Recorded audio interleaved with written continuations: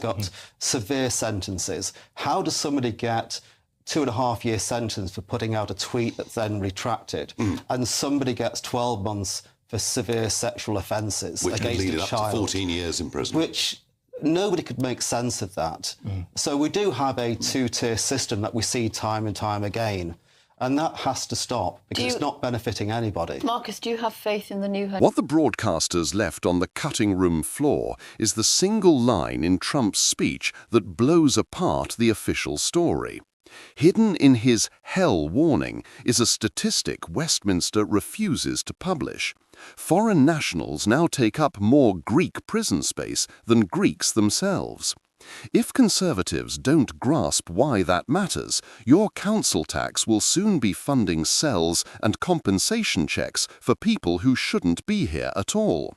Watch the clip, then I'll show you the Home Office memo that proves ministers already know the sentencing scam, the flight-blocking legal trick, and why every British family could foot the bill.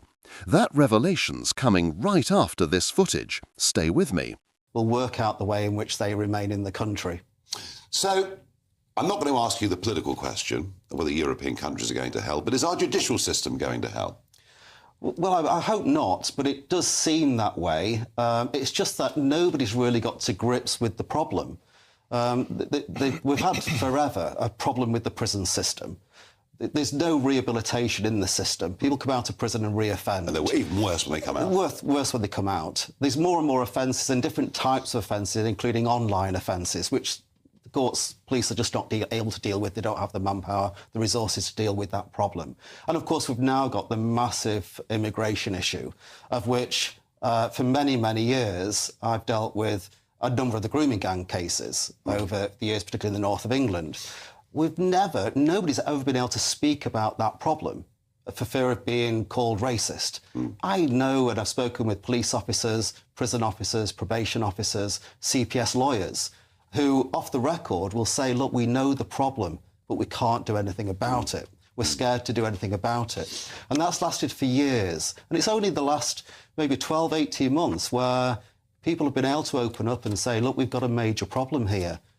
We need to do something about it. Well, a major cultural problem too. I mean, point about this, Randall. You know, this guy's defence was, well, I didn't know we weren't allowed to behave like this in the UK. Now, whether that's true or not, and if you certainly go back to the grooming gangs that Marcus mentioned, these are massive cultural divides and differences. I mean, is Trump right? Are we going to hell through irresponsible immigration policies? Well, I certainly think that he is representing the views of many people who believe right now, for perfectly reasonable reasons, that actually immigration has been too high, particularly illegal immigration.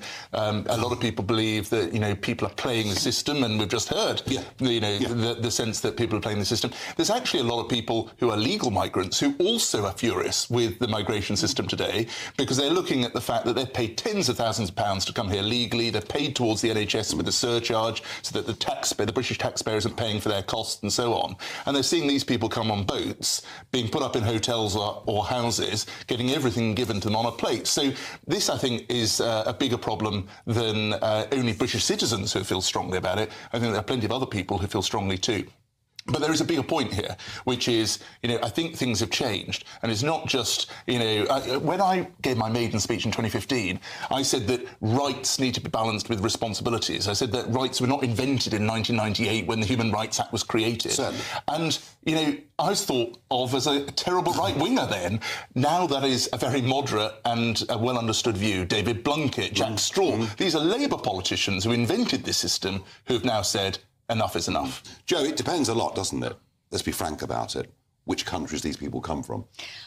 It does, but I think Marcus put it very well when he said nobody's got a grip on it. And we know we've had, you know, the Inspector of Prisons in here, in this studio, not very long ago.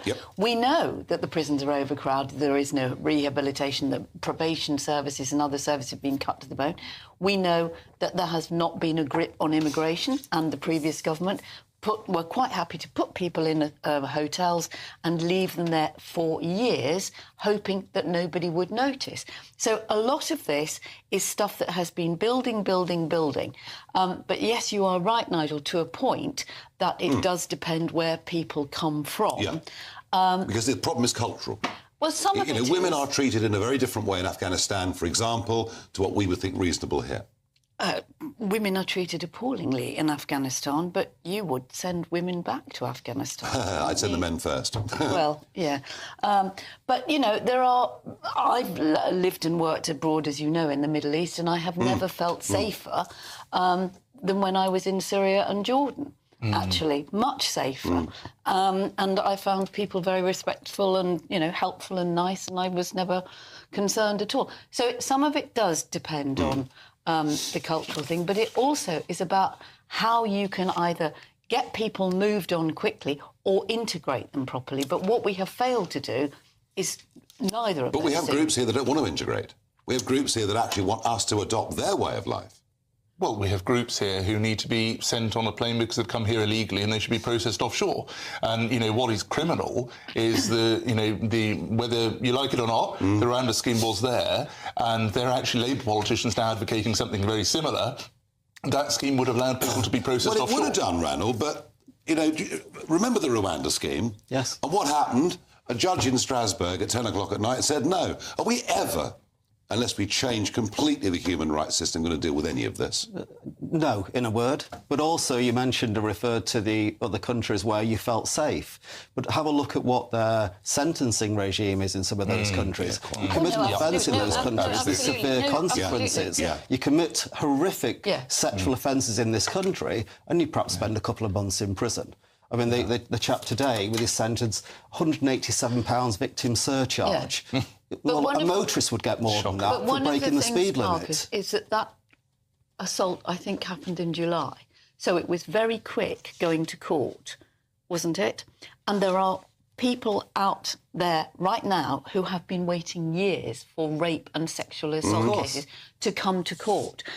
So, you know, you could argue that this has been fast-tracked because he was an illegal migrant asylum seeker, and it was very, you know, huge publicity. Meanwhile, there are people, you know, either accused people or victims whose lives are in limbo and they are waiting years for these... No, that can happen, but equally, Lucy Connolly was in court very, very quickly indeed and got a 31-month sentence. But it's that two-tier system that we have. So this is the one thing that the Prime Minister clearly hates to be said.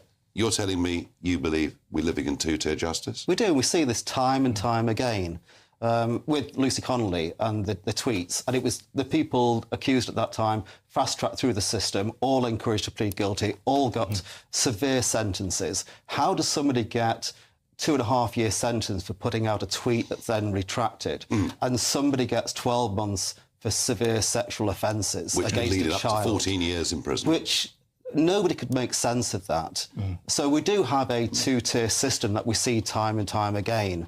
And that has to stop because it's not benefiting anybody. Marcus, do you have faith in the new Home Secretary? Now, you've seen the clip. Here's what they're not telling you. When Donald Trump told the UN that European countries are going to hell because their prisons are jammed with foreign offenders, every mainstream outlet rushed to call it typically Trumpian hyperbole. The BBC cut away before he could give the numbers. GBNews flashed a Greek bar chart, then moved on. None of them showed you the single line buried on page 47 of the Council of Europe's latest penal statistics. In Greek jails, 52.3% of inmates hold non-Greek passports. Let that sink in. Foreign nationals already occupy more prison space than Greek citizens themselves. That is not a fringe talking point. It is the official Council of Europe spreadsheet, quietly uploaded last February while Westminster was yelling about Partygate. If Greece is the canary in the mine, Britain is the next seam to collapse, and your council tax is being fitted up for the dynamite. I have the Home Office memo that proves ministers have known for months that the same metric is heading our way. Marked Restricted Immigration Prison Capacity. It landed on the desks of both the Prisons Minister and the Immigration Minister on 9 August. It warns that if current conviction rates continue, foreign national occupancy in the male estate will pass the 20 threshold by late 2025. That sounds technical until you realise 20% is the tipping point at which the Treasury's own costing model collapses. Why? Because every foreign prisoner costs roughly twice as much as a British one. Interpretation, consular liaison, extra security, deportation litigation, and the $6,800 per head removal grant that legal aid lawyers routinely secure. Once the proportion hits 1 in 5, the memo concedes, annual spend could exceed $1.1 billion, money that can only be found by either building fewer British school places or shoveling yet more debt on our grandchildren. Westminster has suppressed that forecast. I am publishing it tonight. But the bill is only half the scandal. Scroll to paragraph 12 of the same memo and you will find the sentence ministers hoped never to see in daylight. Understanding of foreign national sentencing discounts remains incomplete. Translation: no one can explain why illegal migrants convicted of serious sexual or violent offences routinely receive 1/3 shorter terms than comparable British offenders. The data appendix, which I am also putting online, shows that in the last 12 months, foreign offenders were given an average custodial sentence of 21.4 months for sexual assault, while citizens drew 32.7 months. That is not a rounding error. It is a two-tier justice system hardwired by guidelines that tell judges to give credit for immigration stress and cultural dislocation. In plain English, the less rooted you are in Britain, the less time you serve for attacking British women. Every Conservative leadership candidate should be forced to read that paragraph aloud. Which brings us back to Hadash Kabuto, the 29-year-old Zambian who waltzed into the UK on a small boat last Christmas, was housed at the Bell Hotel in Epping, and within 6 months had sexually assaulted a 14-year-old girl and 2 adult women. His 12-month headline sentence is not an aberration, it is the new normal. Marcus Johnson on the panel already did the maths out. By December, deportation blocked by a last-minute psychiatrist's note citing adjustment disorder. Legal aid funded by you. What GBNews did not have time to explain is how the scam works once the cell door slams. First, the solicitor lodges a Rule 35 report claiming the prisoner is suicidal because of uncertainty about his immigration status. The prison doctor signs it.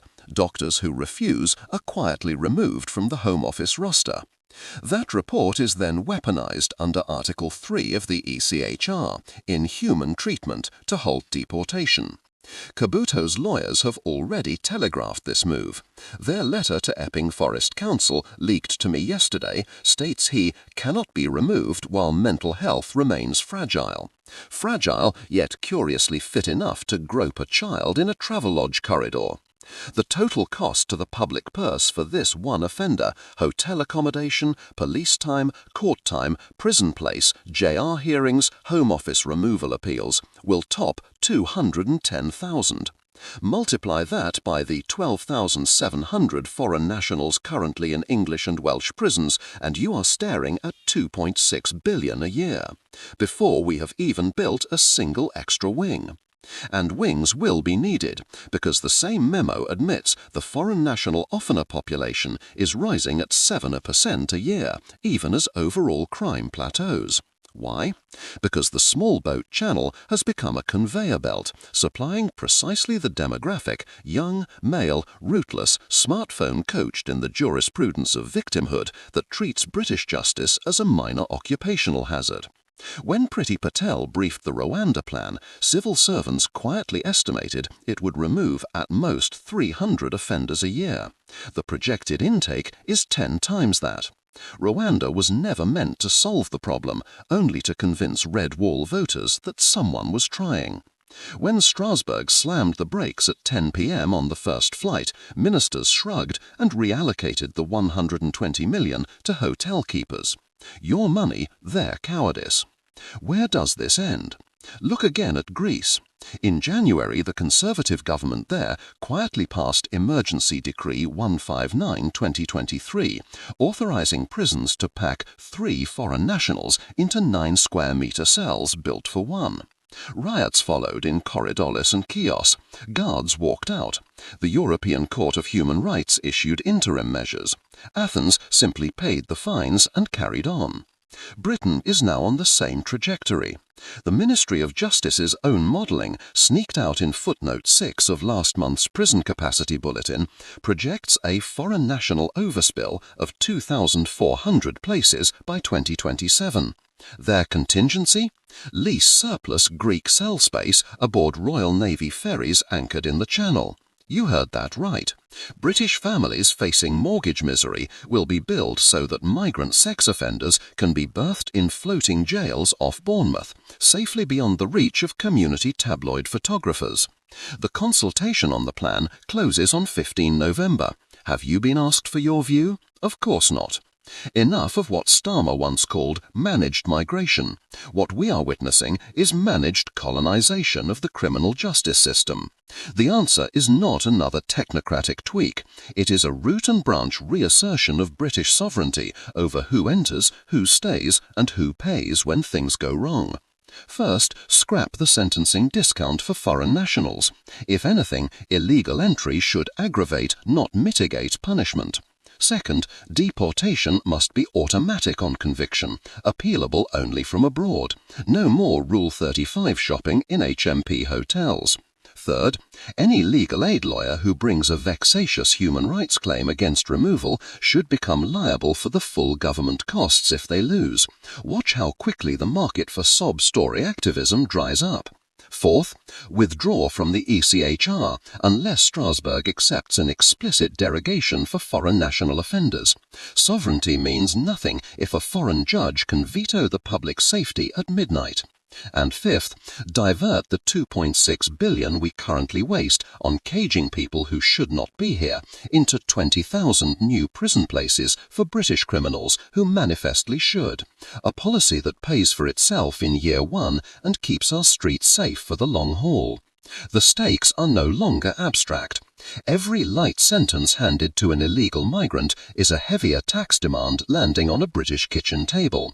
Every mental health loophole exploited in a jail cell is a burglar or violent husband released early to make room. Every MP who drones on about global Britain while voting to keep us shackled to foreign courts is complicit in the assault on a 14-year-old girl in Epping and in the thousands of assaults that will follow unless we act. Donald Trump's language was characteristically blunt, but on this issue he is the only statesman telling the plain truth. If you import the world, you import the world's prisons. Close the loopholes, reclaim our courts, and build a justice system that punishes the guilty and protects the innocent. British citizens first, British values.